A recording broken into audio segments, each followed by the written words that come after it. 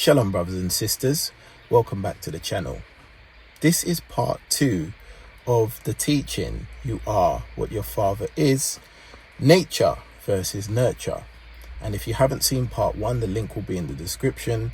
Part 1 is definitely needed to understand part 2 because many of the foundation was built up in part 1 in order for us to understand some of the things we are going to see and some of the things that are going to be presented in part 2, things that will challenge your theology for sure. And also, when we looked at part 1, we ended with some various verses that I told you to meditate on in terms of the literalism behind those verses, what they literally meant.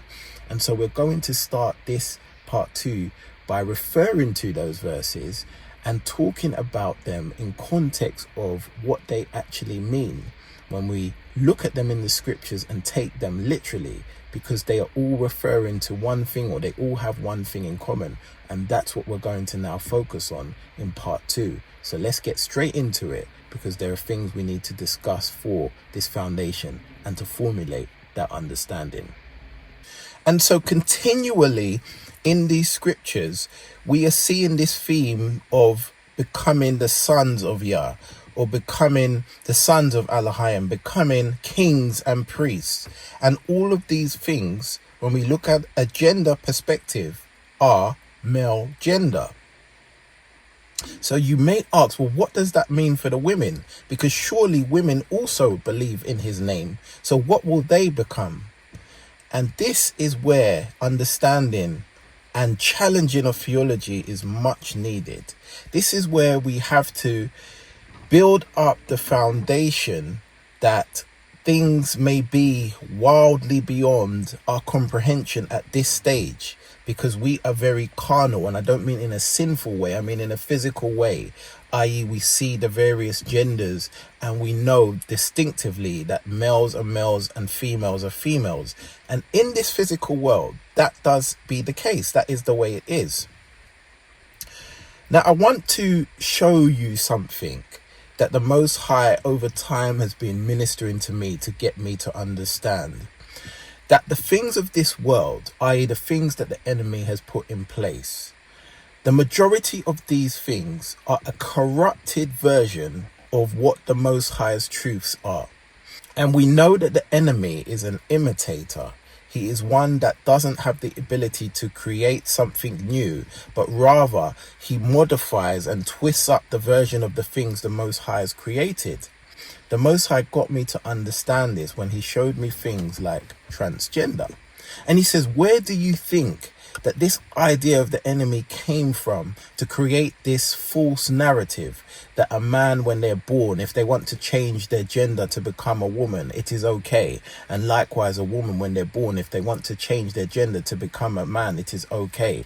These are things of the world. These are corrupt things that are from the enemy, that are deceptions to those who do not love the truth. So therefore they are sent the delusions to believe in the lie. But the origins of some of these things came from the Most High, but the enemy has twisted them. Now, this is really mind-blowing to understand, and that's why, by Yah's grace, we have built up the foundation and will continue to do so for a full understanding of what I'm about to say and what I'm about to go into. But I believe by Yah's grace, and obviously with the scriptures, it will at least, if not convince you to this, but at least give you the understanding overall as to where this particular doctrine is gearing towards in the distant future. It's not something for now. It's not something in this physical world. It is something in the world to come. So I want you to think about what we see in scripture when it comes to spirit beings. And in the scriptures, I count 3 categories of spirit beings. In fact, I count 3.5, and I'll explain what I mean by that. The first spirit being in the scripture we see is the Father. And the Father is one that has a description. And we can find those descriptions in the book of Daniel, chapter 7, the Ancient of Days. We can find that description in the book of Revelation, chapter 4, where again it describes the jasper stone, one being like unto a jasper stone sitting upon his throne. And we can then find references throughout the scriptures of the Most High. And when we find those scriptures, we always see that the Most High is referred to as a he. So he forms the first category. Then the second category of a spirit being is the Most High Son, the Word. And again, we know that the Word became flesh to dwell amongst us. But prior to the Word coming onto this earth, and then after the death, burial, and resurrection of the Word was a spirit being in the beginning. In the beginning, when he was with Yah, and when he is part of that family between the Father and Son, before he manifested in the physical form on the earth, he was a spirit being. We have the various scriptures that verify these things. And then when he would show up on the earth, which we class as the angel of Yah, not just an angel as in a created being, but the angel of Yah, which is a messenger. Angel just means messenger, malakim or malak in the Hebrew. And so when the Most High Son appeared on the earth prior to him coming into the earth as a man, we see that all the interactions that we have when the angel talks in first person, for example, in Genesis chapter 18, where the three men appear to Abraham, and we see that two of those men are identified in Genesis 19 as the two angels, but the third man that came with them is identified as Yah. But we know it is not Yah the Father, because no man can see the Father and live. And obviously Abraham was a man, so the representative of the Father was Yahushai, but in his pre-incarnate form before he came into the earth. And so we know that when he appeared in the scriptures in the Old Testament, he appeared as a man, as an angelic being, but he had the form of a man, and that's how he was able to be identified. We see this in Judges chapter 13, where the angel of Yah appears to Manoah, Samson's father, and he has some dialogue with him. And when Samson's father asks him, "What is thy name?" the angel says, "Why are you asking me my name? It is too wonderful for you to understand." And some versions say it is secret.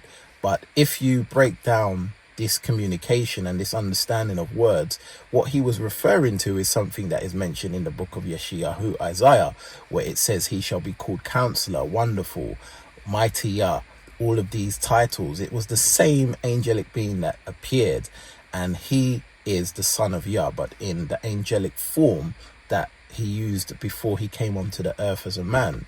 And then we obviously see the Son of Yah in Revelation chapter 1, where he is now in his glorified state, and we see how he is described in Revelation 1:12 through to 14 in his angelic form as a resurrected being, which he is. So we have two categories of spiritual beings, one being the Father, one being the Son, which obviously the Son also has humanity now since coming onto the earth.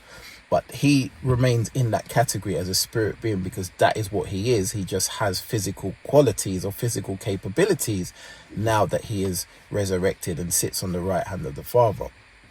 And then the third category that we have is the angelic beings, i.e. the created angelic beings. And these created angelic beings fall into different forms. And they also now, because of the rebellion, are good angelic beings and evil angelic beings.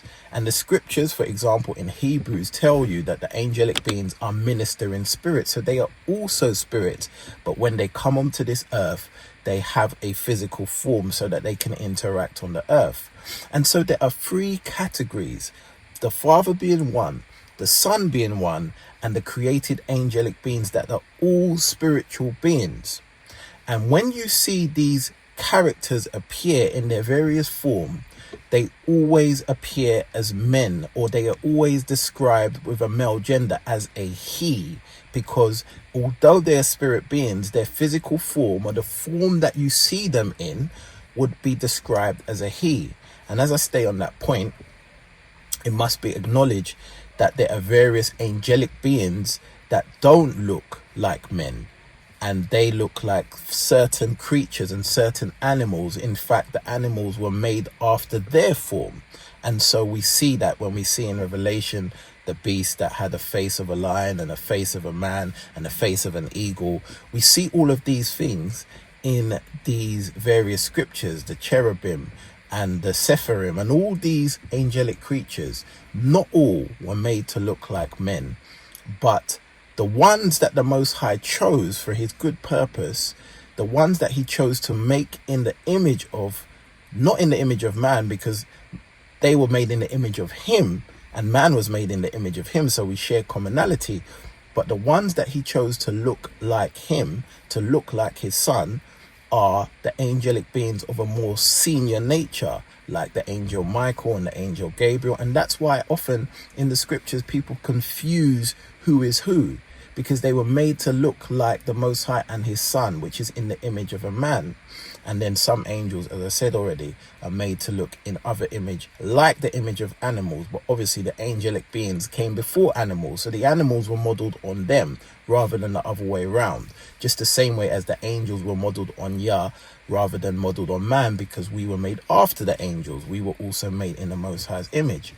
So we've got these three categories, all that fall into the categories of the male gender when they appear in the scriptures, either physically or when they're referred to by name or title. It is he that they are referred to as, him, whether they be ministering spirits that are evil, like Hasatan is referred to as a him because he is a father, the father of evil, as it says in John chapter 8 verse 44, or they are referred to as he from a good perspective, like the angel Michael, like the angel Gabriel. They are he's and they look like Yahushai. Then we have Yahushai in his own category, because he must be standalone. He is a he when you see him in the scriptures, be it in the physical, be it in the spiritual. And then you see the Father in his own category, which is also a spirit being, but he appears as a he when he is described in places, as I mentioned, like Daniel chapter 7 and Revelation chapter 4. So we have these three categories of spirit beings that all appear as he. And I go back to what I said before, that I count 3.5 categories. And the half category, the reason why I call it a half category is because they are not fully spiritual beings, but they do have some spiritual qualities. And this half category is the 144,000. Now the 144,000 are definitely humanity, and there can be a debate as to whether they are men or women. I'm going to car park that, but we know that they are human beings, whatever their gender. And as they are human beings, at a certain point, they are given special abilities and they are given a special sealing to make them immortal at that point.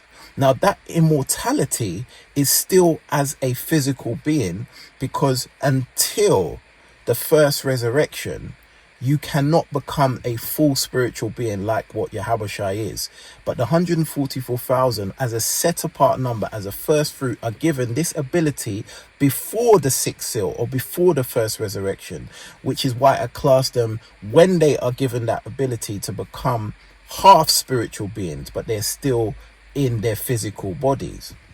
And so if we have seen the three categories that are always referred to as he, and we see this half category where you may have a debate that it could be gender specific, as in male or female, it should build up the case to demonstrate what these 144,000 are in their gender, bearing in mind that the spiritual beings that we have seen previously in the scriptures all throughout are always he or always men. Now, let me car park that again for a moment. Now, we have built up many things in part 1, understanding that you are what your father is and all the various doctrines that come with that. And if we have the understanding, we can now see there is a specific role for men and a specific role for women. And when you add those two roles together, they play their importance in creating a child that is in the man's image, nurtured by the woman, takes the man's nature. And if the Most High be willing, that child will then become an increase and become a good fruit, when it is done in the right way. Now we know that the Most High is the one that ordained marriage in the beginning, and we know that he is also the one that created mankind and took the rib out of Adam and formed the woman. And as I covered in part 1, he could have easily just taken another lump of clay from the ground and created the woman and brought her to him, but he specifically took the rib out and gave it to Adam when he had formed the woman out of Adam's side. And the Most High made a statement that is very often overlooked. And it is overlooked because we like to make the Most High's words as metaphors, and we don't like to look at the literalism of his words. And of course, the Most High does use metaphors. But I also believe that wherever he uses a metaphor, there is also a literal meaning to the metaphor. And that is because his word has so much integrity that if he was to use a hyperbole and that hyperbole didn't have a literal fulfillment, it would mean in some context that he is telling a lie, because what he is saying is not actually what it means. But the Most High's word is purified 7 times, as it says in the scriptures, and therefore his one word can have multiple meanings. And I believe when he uses a metaphor, many of those meanings still have a literal fulfillment. Let me give some examples just from a context point of view. I'm going to paraphrase these. You look them up in the scriptures. In the beginning, when the Most High told Adam that if he eats of the tree of knowledge of good and evil, he will surely die. He said that on the day that you eat of that tree, you will surely die. We know Adam ate of that tree. Now, Adam, when he had this prophecy revealed to him, the day he ate that tree, he did not die. We know that because Adam lived to 930. So in one sense, you can say the Most High was given a metaphor saying that when you eat that tree, you're going to be cut off and you're going to become subject to death, because you were made not to die. You were made sinless and perfect. But the day you eat it and you sin, it means that one day at some point in your life, you're going to die. So many people can see that as a metaphor. And whilst there is truth to that, there also has to be literalism. And the literalism is that Adam lived to 930, and the Most High said that the day he eats it, he will surely die. And the Most High also sees a day as 1,000 years and 1,000 years as a day. So because Adam did not live to 1,000, he lived to 930, 70 years from 1,000. It means that in the Most High's eyes, he literally died on the same day he ate of that tree, even though in years terms, from a humanity point of view, he lived to 930. So there you see that the Most High's metaphor also has literalism, and it's a literalism that he may understand, because he knows that one day is equivalent to 1,000 years. And because Adam didn't get past 1,000, it meant he died on the same day. That's where we see the literalism versus the metaphor, and the Most High's words fulfill both. So there are many examples of such a thing in scripture. I just want to use that one example. I don't want to veer off topic too much, but there are multiple ones that we have the same outcome, that a metaphor is also used as a literal fulfillment. A hyperbole is not only a hyperbole, it also has some literal fulfillment somewhere along the line. So now, having that as an understanding, and as I say, I don't want to go off topic because there's so many examples I can give. I just want to use that one, which is one of the ones we see the earliest in the scriptures. Now I want to go to a verse where we are going to then see something similar, and we need a spiritual hat to understand what this verse means. Let's go to the book of Marcus chapter 10, and I'll start in verse 2 for context. And it says, "And the Pharisees came to him and asked him, 'Is it lawful for a man to put away his wife?' to tempting him." In other words, is it lawful for a man to divorce his wife? And he, being Yahushua, answered and said unto them, "What did Moses command you?" And they said, "Moshe suffered to write a bill of divorcement and to put her away." And Yahushua answered and said unto them, "For the hardness of your heart he wrote you this precept. But from the beginning of creation, Yah made them male and female. For this cause a man shall leave his father and mother and cleave to his wife, and they twain shall be one flesh. So then they are no more twain, but one flesh. What therefore Yah has joined together, let no man put asunder.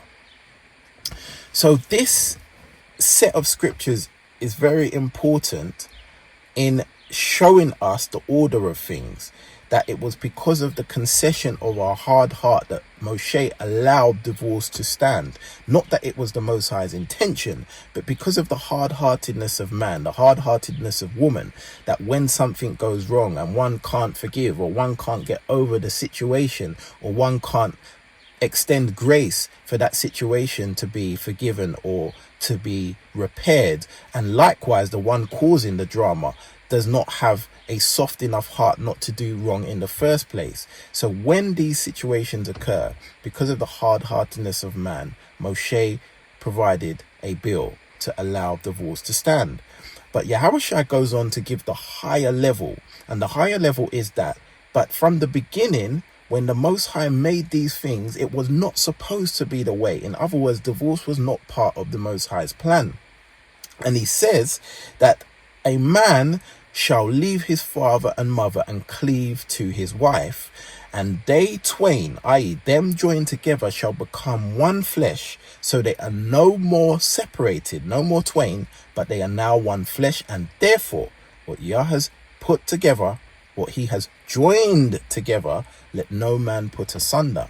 Now, as I said, you may look at that and say that has to be a metaphor, because literally when a husband and wife are together, they are not literally one flesh. They are still separate. They are still the man and still the woman. And though in a spiritual sense, you could say that they are joined together through the process of consummation of a marriage and through the process of a spiritual merging, in the physical, both are still two separate beings. They both still have separate free will and separate ideas and separate personalities, and everything else is separate. And I'm talking literally, not talking spiritually, I'm talking literally. So one could say that this statement that the Most High said, that the two shall become one flesh, and what he has joined together, let no man put asunder, one could say that that is a metaphor.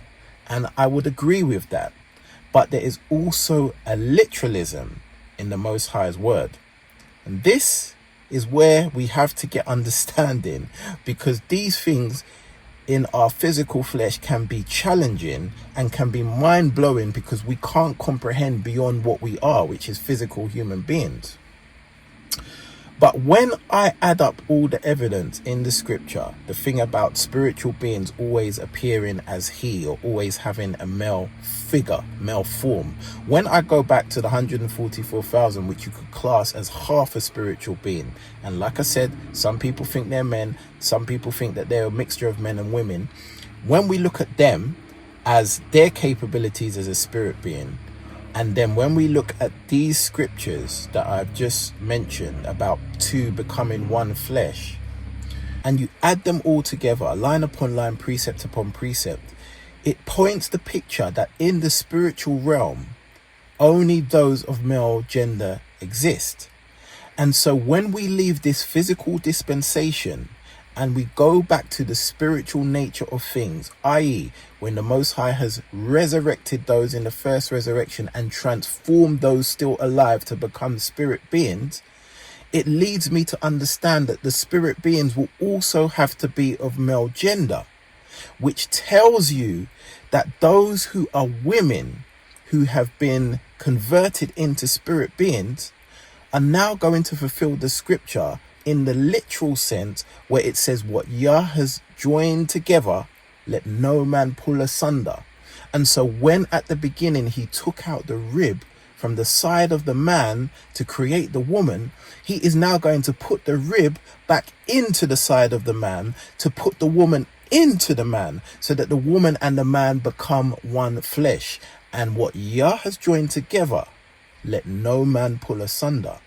And this is the only way it can be possible for a spirit being to retain the same characteristics that he set up from the beginning in time, from the beginning of creation, from the beginning of eternity, when the Most High and his Son only existed, and both were spirit beings, and both was of a male gender, or appear as he's. So the women will be merged back into what they were originally, which was coming out of the side of Adam's rib.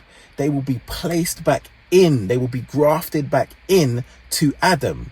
And when I say Adam, I'm talking about the spiritual nature of their husband, or the spiritual nature of being merged back into Yahushua, because they're going to be appearing as he is, as it says in 1 John 3:2, and see him as he is, to be just like him. And so the gender specifics in this physical world will be very different to what it will be in the spiritual world. And so we really need to challenge ourselves when we line upon line these scriptures, because the Most High's metaphors are also literal.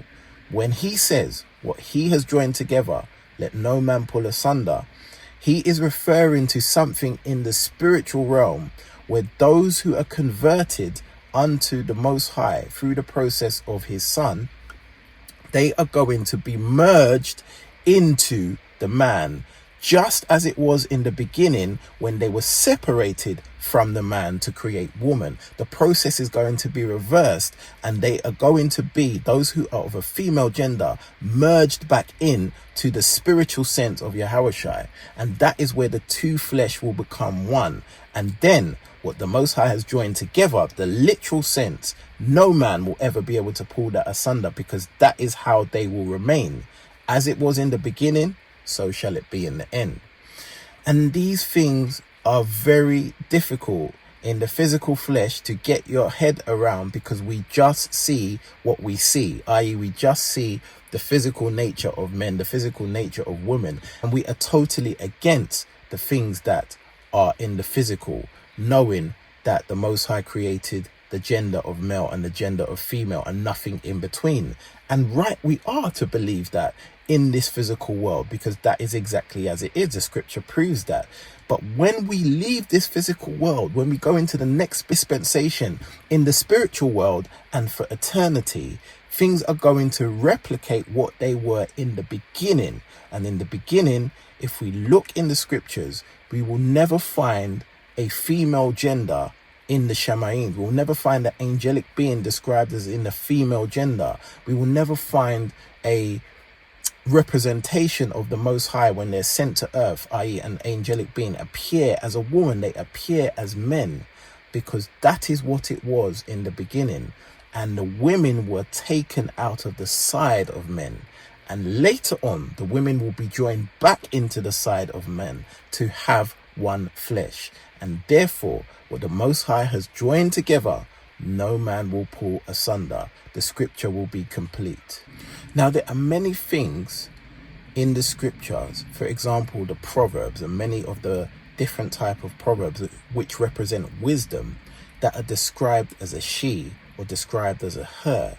And that is because the Most High in his wisdom had the ability to separate, when he created man and woman, to separate the qualities that both would have.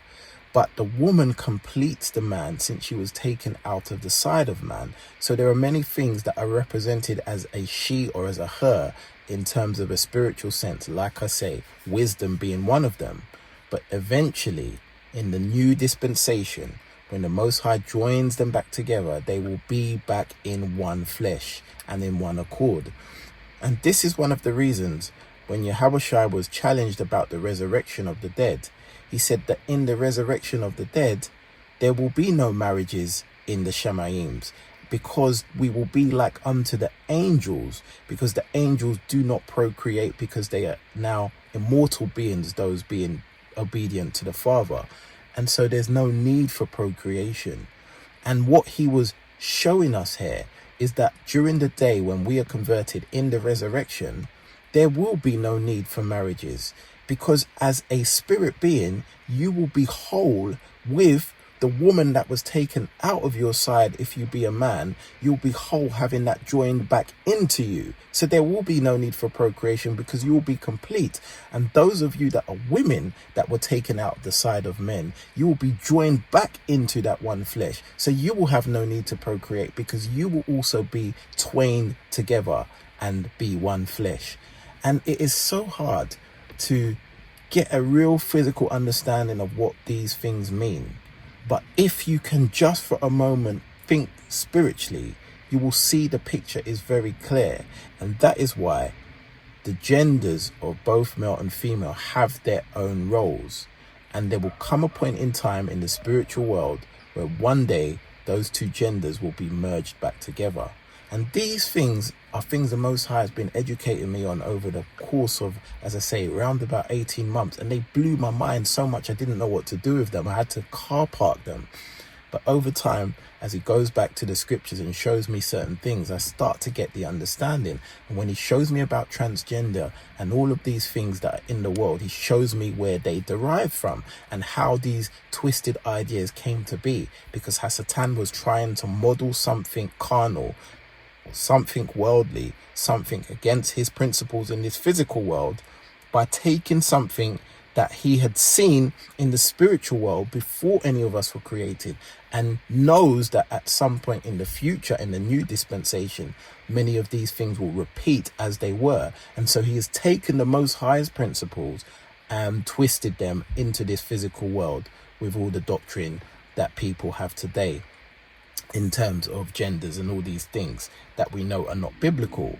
But one day in the new dispensation, many of these things will be fulfilled in a righteous way, where it will no longer be multiple genders. It will be as it was in the beginning. And here we are talking only of spirit beings.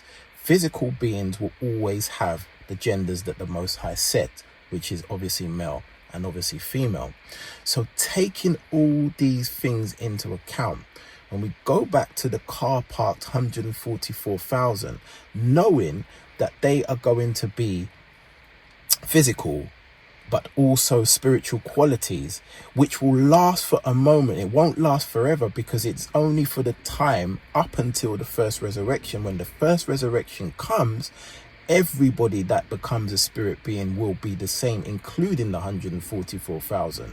But if we have understanding of the various roles we are to play, it shows us what the 144,000, when they're converted and sealed and given their abilities, it shows us what they're going to be, because it is in line with what Yahushua is. It is in line with what the angelic beings are. It is in line with what the Father is. And all of those things are the same when we come to identifying them in the scriptures, i.e., they are male in their gender, in their appearance, because they are perfect as spirit beings. And eventually, human beings that transform to spirit beings will be merged back into each other. Whether you be male or female, you'll be merged back in to be one. And that one thing will then be not pull asunder, because the Most High has joined it together. I understand these things are very challenging when we are in our fleshy form, and I'm no different in terms of the understanding. But as I say, the Most High has been educating me on these things for a while, and they're not things that are just in the scriptures as milk. These are solid, meaty doctrines when you have to really go to many different scriptures and build up a case, and you see that the scriptures do not contradict each other, and that the metaphors have to be literally fulfilled also, and they are at their appropriate and appointed time. And when you add all these things up together, when you keep seeing that the scriptures keep saying they will become sons of Yah, they will become sons of Yah, they will be kings and priests, which are all sons of Yah, they're all male gender, you start to ask yourself, well, what does that mean for the women? Surely the women are equally as important.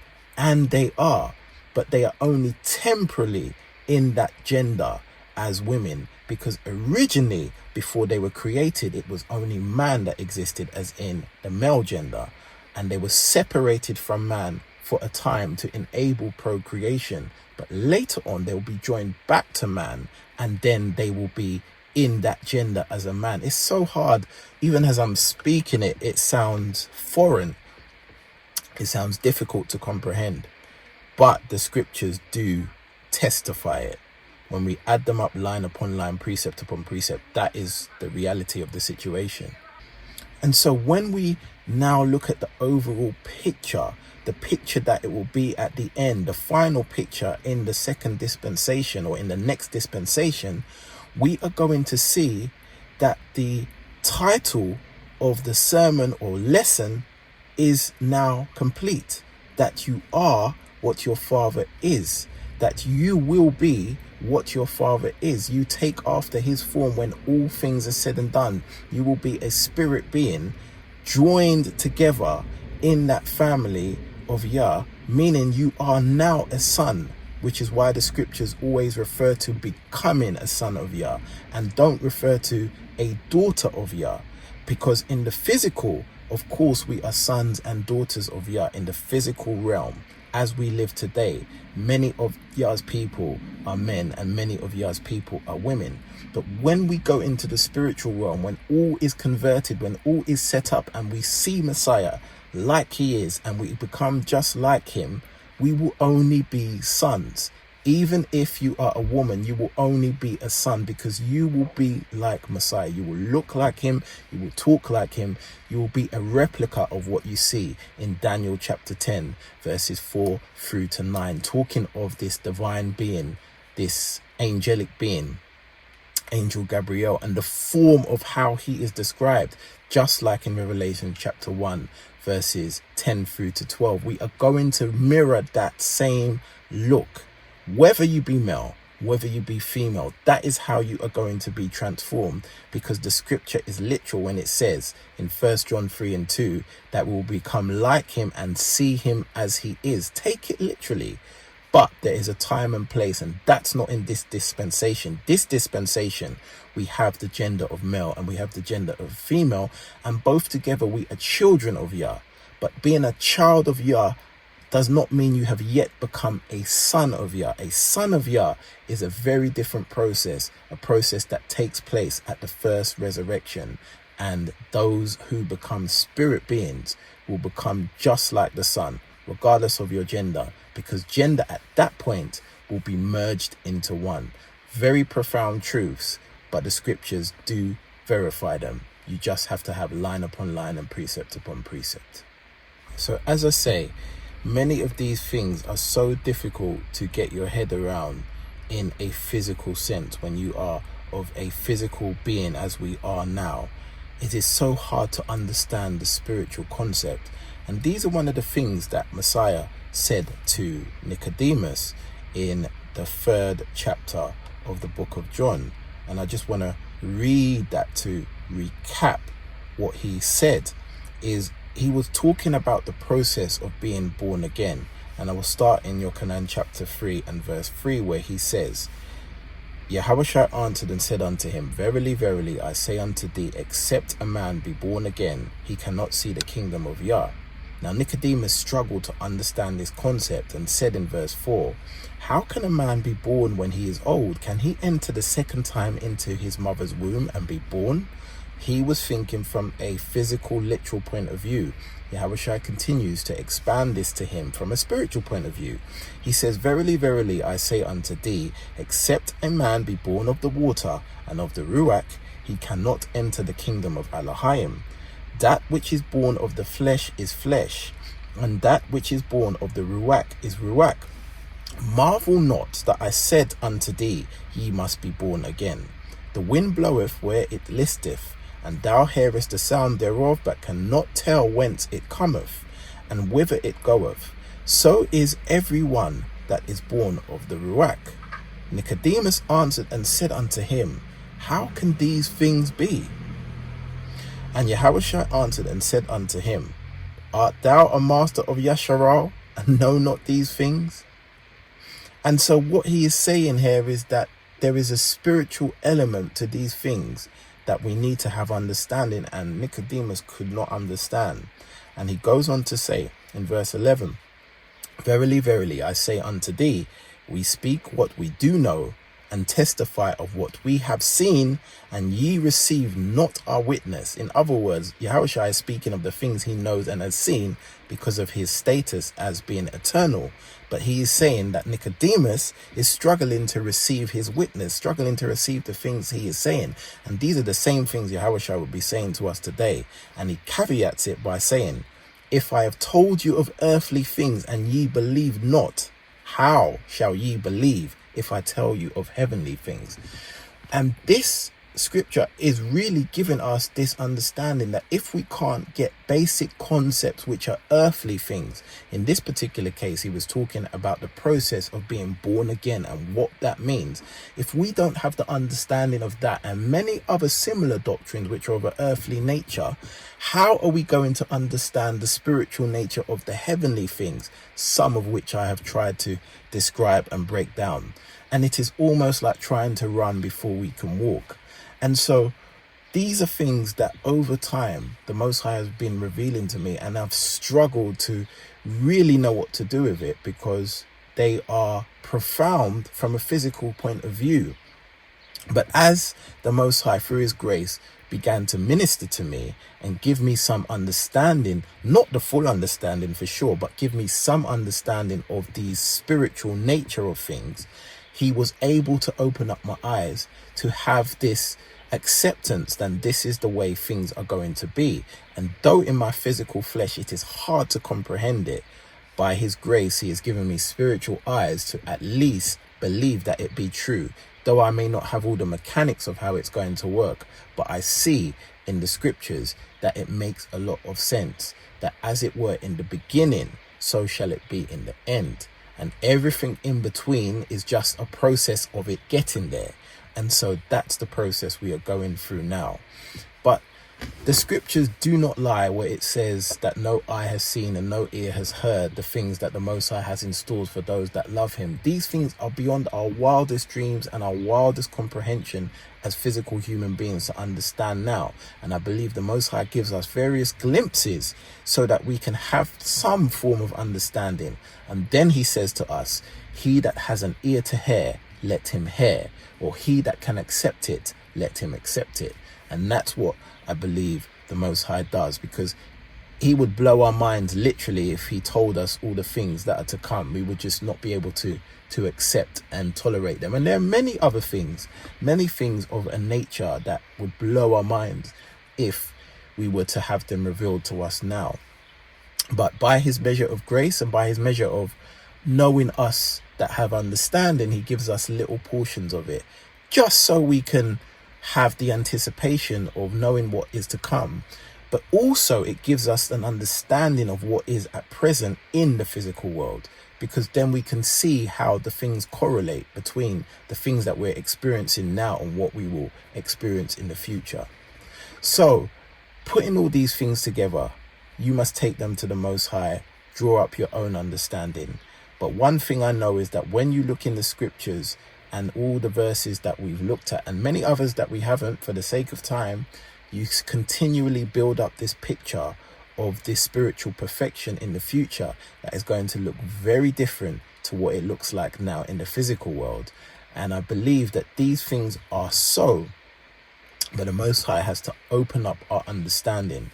Education, as I always say, can come by the scriptures being broken down by someone teaching or someone explaining, that is for sure. But actual revelation, meaning that the spiritual sense when the Most High reveals it to you and you know without a shadow of doubt, can only come from him.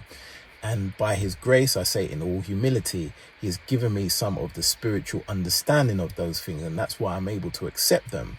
But they do blow your mind from a physical perspective. And even up to now, even when I speak of these things, it sounds ludicrous thinking from a physical point of view. But I believe the Most High has given me that understanding spiritually. And by his grace, when the time is right, he will also give it to you from a revelation point of view, so you can understand the things that he is doing and the things that are to come in the future. Many of these things, as I say, in the physical will absolutely blow our mind and probably will send us to insanity if we don't have his grace with us, showing us these things and preparing us to understand. And of course, as with all things, everything falls at its right time. He doesn't give everybody everything at the same time, because we're all at various stages of that journey. And there are many things that I probably haven't had revealed to me because I'm not at that stage to accept it or to understand it or comprehend it, where others may be able to in that particular area. But I will ask you to combine these two lessons, part 1 and part 2. Go through the scriptures and meditate on them and take them to you and see if there be any truth in it. And if it comes to the point that you need to take some things out that you believe in and remove some things and then leave some things, i.e. chew the meat and spit out the bone, then do so. Because at the end of the day, even if you can glean 1 or 2 things from what has been taught, then that is still a blessing. And if the others be true, then they will come later at their appointed time. So I will leave it here. I pray that the Most High gives you understanding at your due time, and to all those that are his, may the Most High bless you and keep you.